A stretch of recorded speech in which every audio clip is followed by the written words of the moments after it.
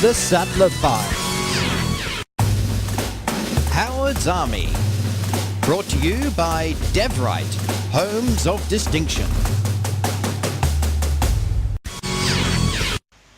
Welcome back to the Sattler Files, and we're with Bill Massie for Howard's Army. G'day, Bill. G'day, Murray. Despine and Howard. Yes, indeed. Our executive producer is sitting on the couch directing traffic as we speak. Yeah, isn't that Neil Royal a hard guy to follow? What an act, yeah? Everything Neil was saying is absolutely true. Indeed it was. Look, we've this is a special segment for Howard's Army, and of course Howard's Army is brought to us by Jay Mangano at Wright Homes of Distinction, and Jay has done a fantastic job supporting Howard's Army over a long, long time. So let's move along. In the news just of the last number of days, there's been a lot of talk about the ice epidemic, and in particular down in the southwest of our state. And you've been speaking with Julie Kent, haven't you? Yes, Murray. Julie Kent and Lena Pugg, two ladies, residents of Bunbury, have both got family members who've been involved in ice for several years. Through this, Julie and Lena have come together and opened up an organisation known as Doors Wide Open. The couple of wonderful women, their mums, their grandparents, they've brought up their children, and sadly some of them have succumbed to this horrible ice epidemic. Well, we've actually got Julie Kent on the line. Good morning, Julie. Good morning, guys. Julie, you are a founding member or founding person of Doors Wide Open. Yes, that's right, I am. What prompted you to start the organisation, Julie? Okay, I have 3 boys who've all been addicted to ice, so the history for our family goes back over a decade.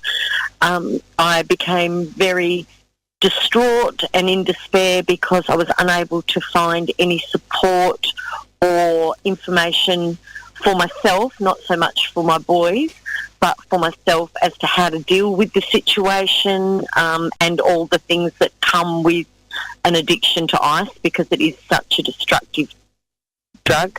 And I got in contact with Lena. I'd seen a story that she did about her son who nearly died from taking a bad hit. We got together and had a public meeting, and from that we've gone on and created a action committee, Doors Wide Open. So we're supporting families, friends and addicts of ice. What an amazing story, Julie. And how do you get funds for this? Is anybody supporting you?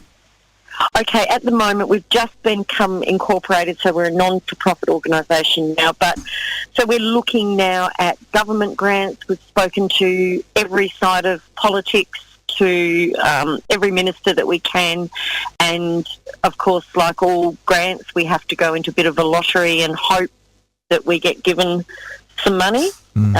So we're doing this at the moment with no funding in our own time. We both have full-time jobs.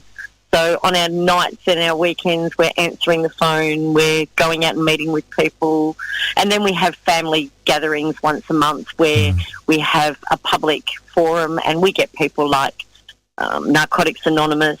Our next meeting we'll have Fresh Start, Peter Lyndon James from Shalom House, people there that are able to give people good information about the services available.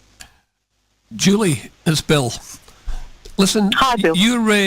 Your meeting place, have you got a regular meeting place? Because I believe you're at a stage where you need somewhere you can actually call a home for Doors Wide Open. Has the local council supported you? Have they given you accommodation that you can use? No, they haven't. At the moment, we're paying for accommodation. We're lucky, most people, because ice obviously affects so many people and everyone's aware of it here in Bunbury. We get a bit of a reduced rate on rooms that we're hiring, but at the moment we're a bit transient. We go wherever we can to hold our meetings. So yes, we're certainly looking at funding which would give us a building, and then we would have a phone line that would be a 24-hour phone line, mostly manned by volunteers. Julie, I think Julie, I think you need to lobby your local mayor and your councillors, because I don't think you should be paying 1 cent for the use of their facilities for the service that you're providing.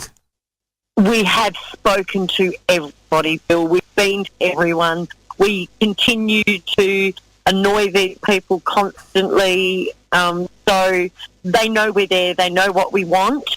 We're having a proposal written up. Our local royalty for region fella, Don Punch, before he left, allocated somebody to help us with that, which has been fantastic. But it's a very long-winded process. If you haven't, and we're already doing it, so we need to get this in place very quickly. If you haven't already, I would suggest that you attend your council meetings and put it to the councillors and the mayor that you do need accommodation. As a resident down there in Bunbury, you got every right to attend your council meeting and request that they consider giving you some type of accommodation. Okay. Yeah, that's a very good point. And as I said, we have had numerous meetings with all of them, so we always get the same information to go back to do your proposal to put in for funding. So nobody's actually put up their hand and said, we can help. You maybe need a professional writer to get your funding, Julie. Somebody can do proper grant funding writing. So I'm sure there's somebody out there can do that for you. Yes, hopefully. Julie, at the top of the interview, you actually mentioned that you had 3 sons who were addicted to ice. How are they travelling now? Okay, quite well. The middle boy, who he had presented quite a few years ago, that was about 5 years ago now, he's in a fantastic place and hasn't used for over 4 years, and he's doing really well. The middle son is the one that got all this started for me. He's about 5 months now, and then my oldest boy, who is a functioning addict of over a decade, has come on board with what we're doing, and he's now about 2 months clean and doing really well. But it's a long road, and it's baby steps, and that's what Lena and I are doing for these people that nobody else seems to be doing, is that we provide ongoing support, and 24 hours a day if that's what they need. That's the secret of it, isn't it, Julie? You absolutely have to overwhelm them with love and support. These are good people. Across the board, everyone we've met on this journey, we come away saying, how did a lovely young person like you end up in this situation? From good families, loving homes, and this drug is so destructive that it just absolutely destroys people in a very short amount of time. And we can't say enough how highly addictive this is. Kids take drugs because it feels good. They take this one 2 times and they have a habit. Julie, have you got any idea where the hot spot could be in Bunbury, where these drugs are coming from? There doesn't appear to be one, Bill. Bunbury is a place where there's a lot of close surrounding districts, like we have Australind, Eaton. It doesn't seem to matter where we go, and Lena and I are travelling now to outer districts like Harvey, Brunswick. The problem is everywhere. I don't think there is a hot spot. I think it's happening so often, and that it is probably just stored where anyone lives. And crime would be on the increase due to the drug abuse. Our police here do a fabulous job, but you can go to our local hospital any day and find 4 or 5 police cars and half a dozen police officers who are in the ED department with people who are going through amphetamine psychosis.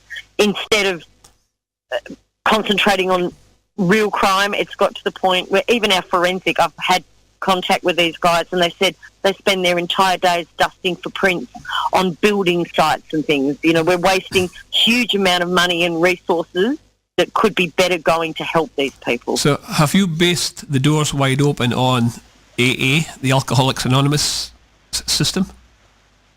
Not particularly. Doors Wide Open is a free, family, non-judgmental environment, so we're not going by anybody else's philosophy, but we're using all the other services that are available. We're not trying to reinvent the wheel, so we refer people to Narcon, Fresh Start, the various rehab centres. It's not a one-fits-all kind of thing. It's a very individual thing, and a lot of it comes down to whether people have actually got money to be able to use these services. Yeah. So we look at what somebody needs, and then we refer them in the best possible way.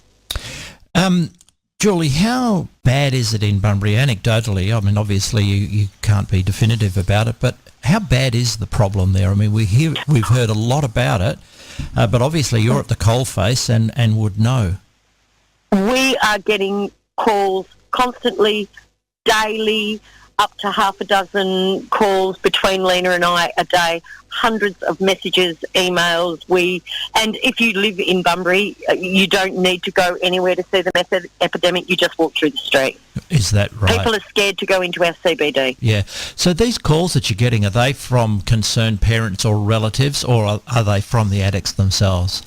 It started out, it was mostly just family and friends, mums like us.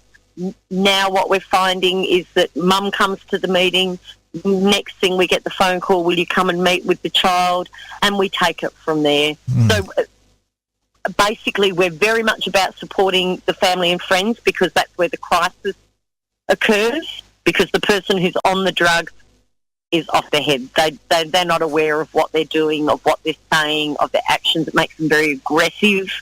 But Julie, Lena or yourself, you're not professional counsellors? No, I have a background in allied health. Lena has worked as a pharmacist forever.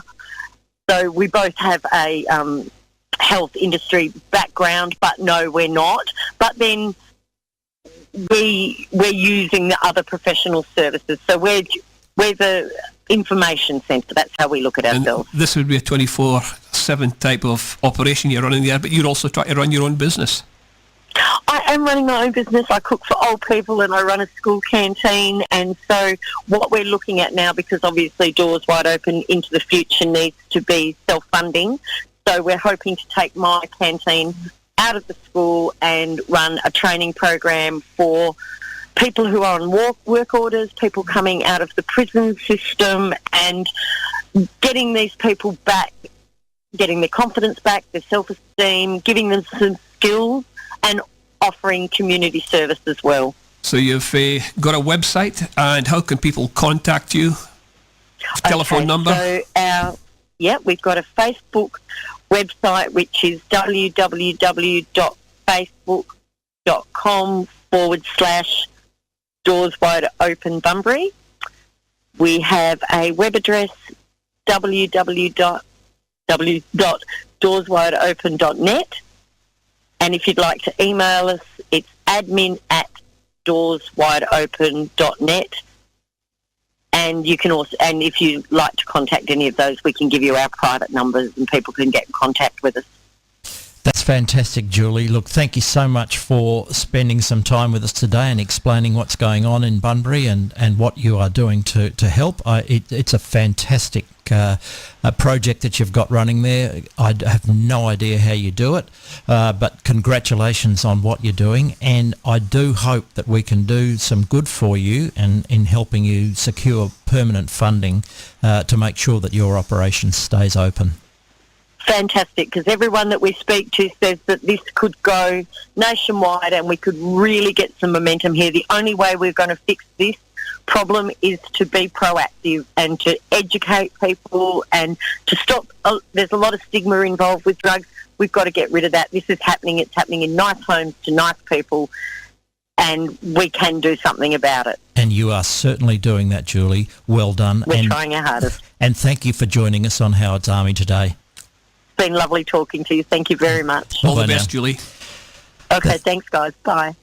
That was Julie Kent from Doors Wide Open in Bunbury. And Bill, she's doing an enormously valuable public service, isn't she? Well, again, Murray, you've got two families here who are caught right in the middle of this horrible ice epidemic, and only through them meeting accidentally, really, they have opened up this Doors Wide Open. Now, anyone could check out their website, as Julie's just given all the details of it.